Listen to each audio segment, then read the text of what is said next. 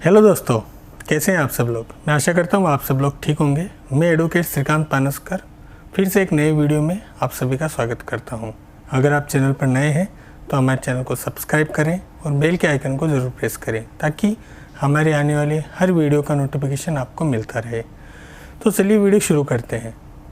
आज की वीडियो में हम बात करने वाले हैं इनकम टैक्स रिटर्न के बारे में। इनकम टैक्स रिटर्न होता क्या है, क्यों भरनी चाहिए या किन किन लोगों को ये फ़ाइल करना चाहिए, फ़ाइल करने के क्या फ़ायदे होते हैं। तो चलिए वीडियो शुरू करते हैं। आपको पहले बताना चाहूँगा इनकम टैक्स रिटर्न होता क्या है, शॉर्ट में बताता हूँ। Income tax return in the sense आपने इनकम अर्न की, उसके ऊपर आपका इतना टैक्स लगा। ये जो कैलकुलेशन होती है, ये सारी कैलकुलेशन आती है इनकम टैक्स रिटर्न में। तो इसीलिए इनकम टैक्स रिटर्न भरनी चाहिए। तो अभी मैं आपको 10 मेन जो पॉइंट्स हैं इनकम टैक्स रिटर्न भरने के जो फ़ायदे हैं वो आपको बताने वाला हूँ। सबसे पहला जो हमारा पॉइंट है वो है क्लेमिंग डिडक्शन। मतलब जो इनकम टैक्स एक्ट के अंदर जो हमें डिडक्शन है, जो अपने को इनकम टैक्स डिपार्टमेंट डिडक्शन देता है, वो क्लेम करने के लिए हमको इनकम टैक्स रिटर्न भरना पड़ता है। अगर सैलरी केस है, अगर किसी को सैलरी से इनकम हो रही है तो उस केस में अगर उसे ATC डिडक्शन क्लेम करना है, जैसे समझो उसको लाइफ इंश्योरेंस पॉलिसी का जो उसने पे किया है वो क्लेम करना है, हेल्थ इंश्योरेंस क्लेम करना है, या होम लोन का जो इंटरेस्ट है वो क्लेम करना है, जो अदर डिडक्शंस हैं इनकम टैक्स के, वो अगर उसे क्लेम करने हैं तो उसको इनकम टैक्स रिटर्न भरनी पड़ेगी। ओनली फॉर्म 16 में वो सब चीज़ें में बहुत से बार कैसे होता है कि हम वो बताते नहीं हैं, बताना रह जाता है, फिर हमारा TDS कट हो जाता है। तो उस कंडीशन में जो अपने डिडक्शंस हमें क्लेम करने होते हैं वो हम इनकम टैक्स रिटर्न फाइल करके वो क्लेम कर सकते हैं। बिजनेस रिटर्न में भी सेम होता है। जब हमें डिडक्शंस क्लेम करने होते हैं, जैसे समझ लो किसी की अभी असेसमेंट ईयर 2021 में अगर किसी की इनकम, टोटल इनकम 5 लाख को क्रॉस नहीं कर रही है तो उसको टैक्स देने की ज़रूरत ही नहीं, क्योंकि उसका अपने को अंडर सेक्शन 87A हमें 12,500 की रिबेट है। अब अगर मुझे रिबेट लेनी है तो मुझे इनकम टैक्स रिटर्न फाइल करनी पड़ेगी। तो मुझे इनकम टैक्स रिटर्न उस कंडीशन में फाइल करनी पड़ेगी। सेकंड थिंग है, हमारी जो सेकंड पॉइंट है वो है सेट ऑफ लॉसेस या कैरी फॉरवर्ड लॉसेस।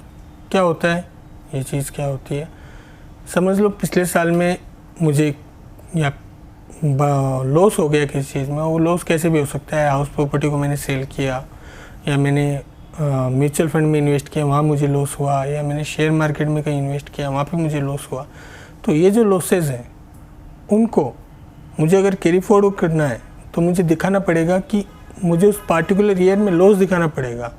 अगर मैंने समझ लो FY 18-19 में मुझे लॉस हुआ और 19-20 में मुझे प्रॉफिट हुआ, लेकिन मुझे अगर मेरा 18-19 का लॉस कैरी फॉरवर्ड करना है तो मुझे पहले 18-19 की रिटर्न भरनी पड़ेगी। अगर मेरी 18-19 की रिटर्न फाइल की हुई है जिसमें मैंने लॉस दिखाया है तो 19-20 की रिटर्न में मैं उस लॉस को कैरी फॉरवर्ड कर सकता हूँ और अभी का जो मेरा प्रॉफिट है उसको मैं उससे माइनस कर सकता हूँ। तो दूसरा पॉइंट था अपना सेट ऑफ लॉसेस। तीसरा पॉइंट है अपना TDS रिफंड। जो गवर्नमेंट एम्प्लॉयज़ हैं या जो प्राइवेट एम्प्लॉयज़ हैं जिनकी मंथली सैलरी 50,000 को क्रॉस कर रही है, या जिनकी टोटल इनकम पर इनकम टैक्स पेबल निकल रहा है, तो उस कंडीशन में जो कंपनी होती है वो क्या करती है, या जो गवर्नमेंट कंपनी है वो क्या करती है कि आपको फॉर्म 16 देती है और आपसे सब चीज़ें पूछी जाती हैं कि आपका ATC में कितना डिडक्शन है, आपने आपके बच्चों की जो ट्यूशन फ़ी है वो कितनी है, आप अपना हाउस का रेंट कितना दे रहे हो। ये सब चीज़ें कंपनी का जो भी HR होता है वो आपसे पूछता है और उस हिसाब से आपका कैलकुलेशन करता है कि आपकी टोटल इनकम कितनी है साल की, और उसमें से आपको इनकम टैक्स पेबल कितना निकल रहा है। उसके आधार पर वो हर महीने एक प्रोजेक्टेड जो आपका इनकम होता है उसके ऊपर हर महीने वो उस हिसाब से टैक्स कैलकुलेट करके आपका TDS काटता है। TDS काटने का मतलब क्या होता है, इन द सेंस जो आपकी इनकम है उसके ऊपर जब वो आपको इनकम आपकी सैलरी आपके अकाउंट में आएगी उसी टाइम वो इनकम टैक्स काट के आपको सैलरी देगा। इसे बोलते हैं एक शॉर्ट में अगर सैलरी के बारे में बात करें तो TDS का मतलब यही होता है। अब अगर आपका TDS कट हो गया है तो अभी आप उसको वापस रिफ़ंड कैसे मंगवाओगे इनकम टैक्स डिपार्टमेंट? तो उसके लिए आपको क्या करना पड़ेगा, इनकम टैक्स रिटर्न फाइल करनी पड़ेगी, जिसमें आप बताओगे कि मेरा HRA इतना कट हुआ है, एक्चुअल में इतना है, या ATC में मेरा इतना मैंने पे किया है, मैंने LIC पॉलिसीज इतनी पे की है। वो सब चीज़ें आप एक डिडक्शन जो है आप इनकम टैक्स रिटर्न के थ्रू ले सकते हैं, जिससे कि आपके रिफ़ंड मिलने के चांसेस ज़्यादा होते हैं। और जहाँ बात होती है बिज़नेस की, समझ लो कोई कॉन्ट्रैक्टर है, कोई लेबर कॉन्ट्रैक्टर है, उसका TDS कट हुआ है, तो वो जब अपना बैलेंस शीट और प्रॉफिट एंड लॉस फाइनल करेगा, उसमें जब उसकी नेट प्रॉफिट निकलेगा, उसके आधार पर अगर उसका TDS ज़्यादा कट हुआ है तो वो रिफ़ंड ले सकता है। और ये रिफ़ंड लेने के लिए भी उसे इनकम टैक्स रिटर्न फाइल करनी पड़ेगी, ITR 4 फाइल करनी पड़ेगी। चौथी बात है, चौथा जो प्लस पॉइंट है वो है लोन। कोई भी लोन हो, चाहे वो होम लोन हो, बिज़नेस लोन हो, या समझ लो कार लोन हो, मॉर्गेज लोन हो, उस कंडीशन में बैंक सबसे पहले क्या मांगती है, इनकम टैक्स रिटर्न, वो भी 3 साल के। क्यों?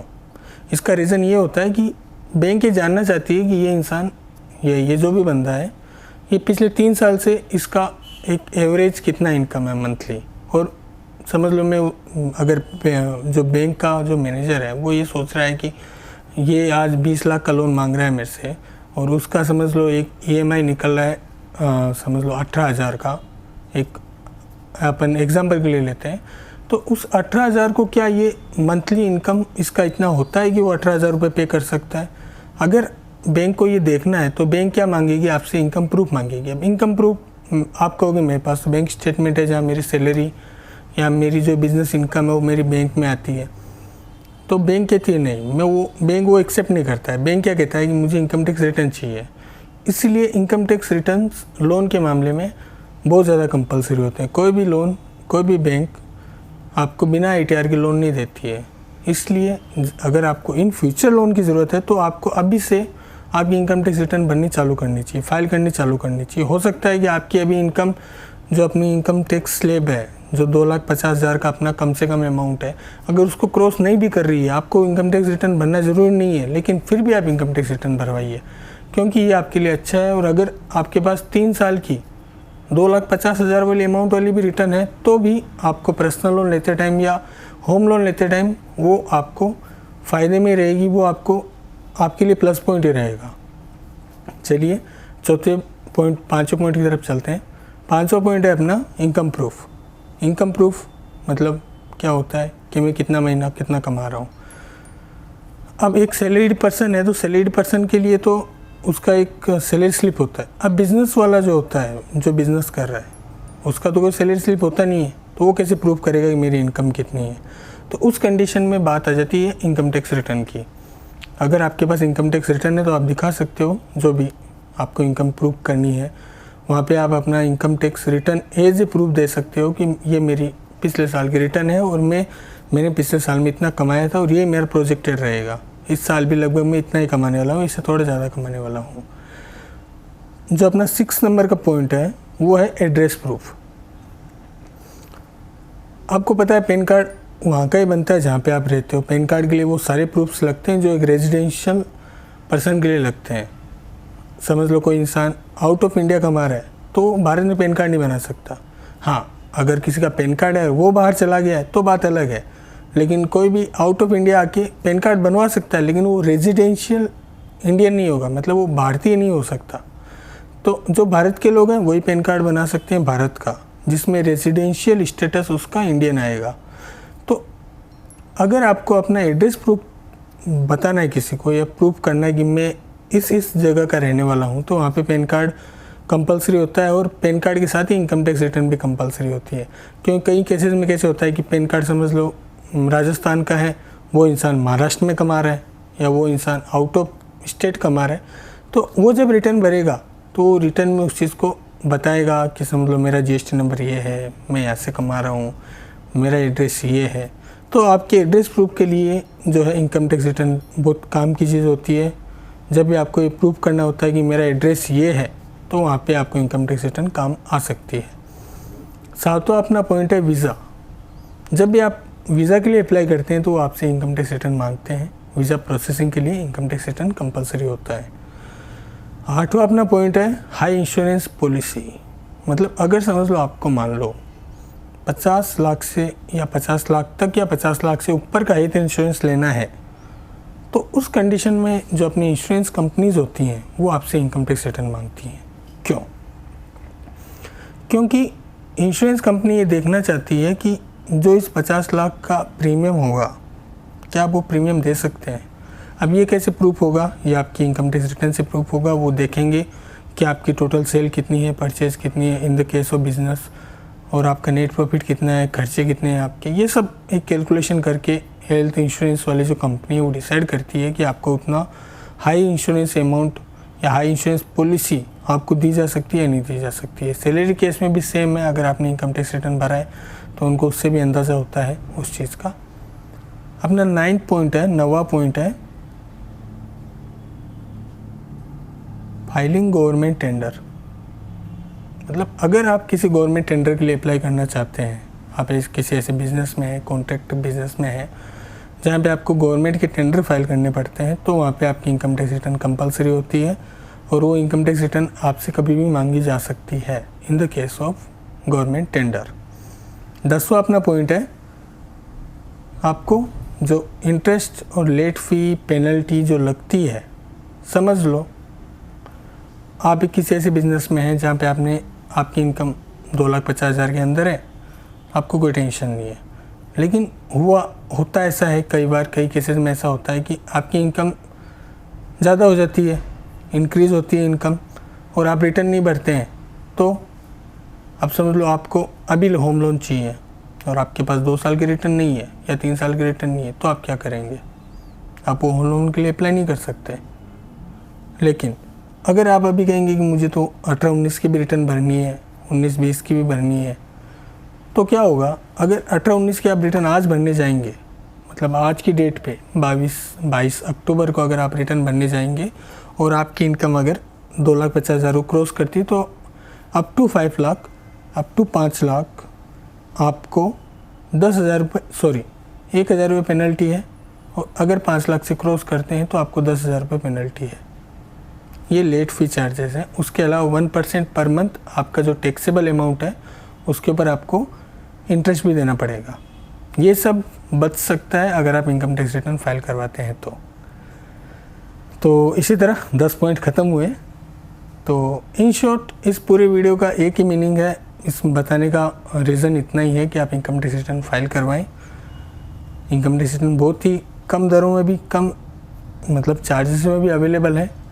अगर आप हमसे रिटर्न भरवाना चाहते हैं तो आप फेसबुक पे या इंस्टाग्राम पे, यूट्यूब पे हमें सर्च कर सकते हैं अर्बन टैक्स सेवर्स के नाम से। हमारी पूरी टीम है जो आपकी बहुत ही अच्छी तरह से हेल्प करेगी, और हमारे चार्जेस भी बहुत कम हैं एज़ कंपेयर टू मार्केट। हम बहुत ही एफोर्डेबल प्राइजेस पे काम करते हैं, बिकॉज़ आज आप देख सकते हैं मैं भी यंग हूँ, तो मैं ये सोचता हूँ कि जो न्यू स्टार्टअप्स हैं उनको भी एक हमारी तरफ से एक छोटी सी मदद उनके लिए कि जीएसटी रिटर्न्स या जीएसटी फाइलिंग जो होती है उनमें भी हमारे जो चार्जेस हैं हम बहुत कम रखते हैं। क्योंकि कैसे वो भी एक बंदा स्टार्ट कर रहा है, अगर मैं उसको एक स्टैंडर्ड चार्जेस जो एक बिजनेसमैन को लगते हैं वो लगाऊंगा या उससे लूँगा तो वो गलत है। हाँ, जब वो ग्रो कर जाएगा तब मैं उससे वही रेट लूँगा जो एक स्टैंडर्ड है, जो एक मार्केट का स्टैंडर्ड है। हाँ, अभी लॉकडाउन की वजह से बहुत से लोगों को प्रॉब्लम्स हो रही हैं, तो हमने उसी को मद्देनज़र रखते हुए हमारी जो रेट्स हैं उनको कम किया है। तो अगर आपको इनकम टैक्स रिटर्न भरवानी है, चाहे आप सैलरी में हैं, बिजनेस में हैं, जो भी आपका सोर्स ऑफ इनकम है, आप हमसे संपर्क कर सकते हैं। हमारा जो लिंक है फेसबुक का, इंस्टाग्राम का, या जो हमारा ऑफिशियल वेबसाइट है वहाँ का, आपको डिस्क्रिप्शन में मिल जाएगा। आप वहाँ से डायरेक्टली जाके भी हमसे कांटेक्ट कर सकते हैं। धन्यवाद वीडियो पूरा देखने के लिए। जय हिंद।